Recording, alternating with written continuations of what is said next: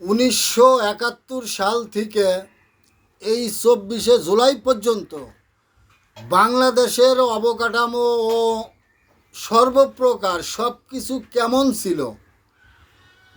যারা এই দেশটিকে 30 লক্ষ মা বোন ও মুক্তিযোদ্ধারা জীবনের বিনিময়ে এই দেশটিকে স্বাধীন করেছিলেন, তাদের কাছে আমার প্রশ্ন,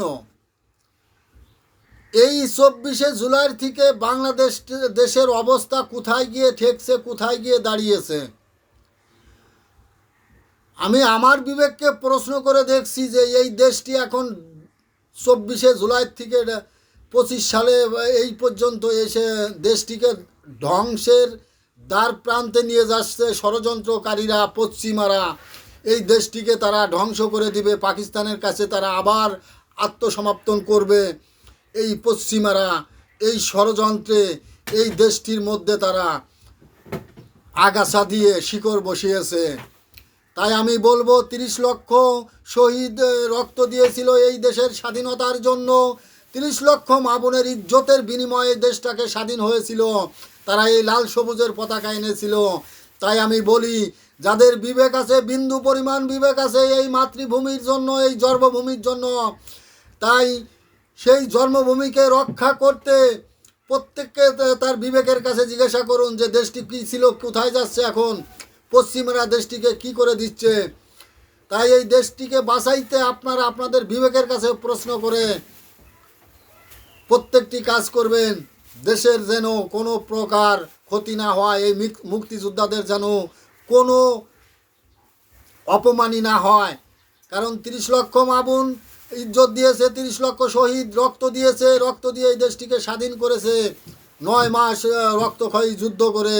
আর সেই দেশটিকে এই 9 মাসের মধ্যেই ধ্বংস করে দিচ্ছেন এই পশ্চিমাদের কথা মতো, এই পাকিস্তানিদের কথা মতো। আজকে যেই দেশে দাঁড়িয়ে রাজত্ব করছেন, এই দেশটি তো একসময় পাকিস্তানের ছিল।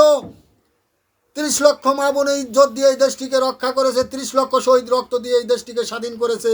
আর সেই স্বাধীনের দেশেই দাঁড়িয়ে আপনারা স্বাধীনতার বিপক্ষে কাজ করছেন, স্বাধীনতার সব কিছু মুছে দেওয়ার ষড়যন্ত্র করছেন, মুক্তিযোদ্ধাদের আপনারা অস্বীকার করছেন। তাই আমি বলবো, যাদের বিবেক আছে তারা বিবেকের কাছে প্রশ্ন করুন যে আমরা কি করছি। মনুষ্যত্ব বিবেক বলতে কিছু নেই আপনাদের। আপনারা ক্ষমতার লোভী, ক্ষমতা পেতে দেশকে বিক্রি করে দিতেও দ্বিধা করেন না।